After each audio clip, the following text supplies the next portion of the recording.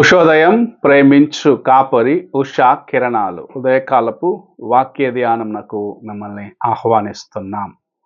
ప్రభు తన కృపచేత మనల్ని ఈ సంవత్సరపు చివరి దినంలో ప్రవేశింపచేసినందుకు ఆయనకు కృతజ్ఞతలు చెల్లించుకుంటూ ఈ ఉదయకాలమున దేవుని యొక్క వాక్యంలోకి వెళ్దాం.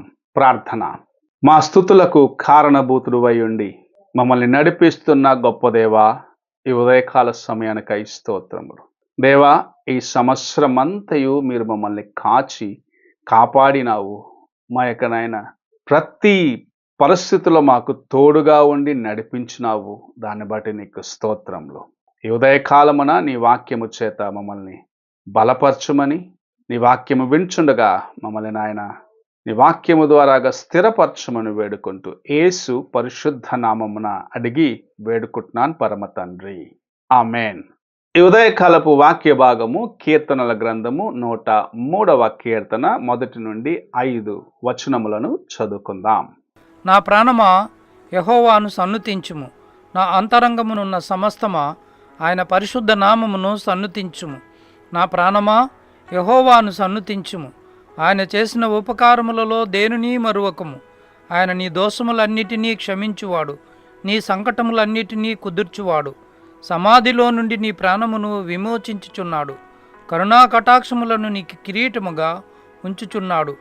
పక్షిరాజు యవనం వలె నీ యవనము క్రొత్తదగ్గుచుండునట్లు మేలుతో నీ హృదయమును తృప్తిపరచుచున్నాడు. ఈ కీర్తన దావీదు మహారాజు రాసిన కీర్తన. ఇందులో ఆయన తన యొక్క ఆత్మకు, తన యొక్క అంతరంగమునకు చెప్పుకుంటున్న మాటను మనం చూడగలం. అదేమిటి? మన ప్రతిదిన ప్రార్థనలో చాలా ప్రాముఖ్యముగా వాడబడుచున్న ఒక స్తుతి ప్రార్థనగా ఉంటుంది. నా ప్రాణమా యెహోవాను సన్నతించుము, నా అంతరంగ సమస్తమా ఆయన పరిశుద్ధ నామమును సన్నిధించుము. నా ప్రాణమా యెహోవాను సన్నిధించుము, ఆయన చేసిన ఉపకారములలో దేనిని మరువకము, ఆయన మన సంకటములను కుదుర్చేవాడు అని కీర్తనకారుడైన దావీదు చెప్పిన మాటలను చూస్తూ ఉన్నాం. ఈ సంవత్సరంలో ప్రభు మనకు ఎలాగు తోడుగా ఉన్నాడు అని పరీక్షించుకున్నట్లయితే నిజముగా మనము ఆయనను స్తుతించేవారిగా, ఘనపరిచేవారిగా, ఆయన చేసిన మేలైన కార్యములను బట్టి, మన సంకటములలో ఆయన మనకు తోడుగా ఉన్న విధానాన్ని బట్టి, ఆయన చేసిన ప్రతి కార్యములో ఆయనకు స్తుతి చెల్లించవలసిన వారిగా ఉన్నామని ప్రభు మనకు జ్ఞాపకం చేస్తూ ఉన్నాడు. నూతనమైన బలము చేత, నూతనమైన శక్తి చేత ఆయన ప్రతి దినము మనలను లేవనెత్తి నడిపించిన దాన్ని బట్టే ఈ సంవత్సరంలో ప్రతి దినము ఎలాంటి శోధన వచ్చినను సరే, ఎలాంటి కష్టం వచ్చినను సరే, ఎలాంటి ఇబ్బందికరమైన స్థితిలో నుండి మనం వెళ్ళినను సరే, ప్రభు మనల్ని లేవనెత్తి బలపరిచి తన కృపలో స్థిరపరిచినాడు. ఆయన కృపచేత నడిపించబడిన వారిగానే మనం ఈ సంవత్సరంను దాటి వెలుటకు ప్రభు మనల్ని ఆశీర్వదించినాడు. ఈ సంవత్సర ప్రారంభంలో మనతో పాటు ప్రయాణమును ప్రారంభించిన అనేకులు అంతము వరకు మనతో పాటు ప్రయాణములో లేరు. మన యొక్క స్నేహితులు అవ్వచ్చు, బంధువులు అవ్వచ్చు, ఇరుగు పొరుగు వారు అవ్వచ్చు, సంఘస్థులుగా కూడా ఉండవచ్చు. ఈ సంవత్సరపు ప్రారంభ దినమున నీతో ఉన్న వారిలో అనేకులు గతించిపోయిన వారిగా, ఈ లోకమును విడిచిపెట్టిన వారిగా వారు ఉండడం మనం చూస్తూ ఉన్నాం. వారు దేవుని సన్నిధికి చేరి ఆయనతో ఆనందించే వారిగా ఉన్న ఎడల అది సంతోషకరమైన సమాచారమే.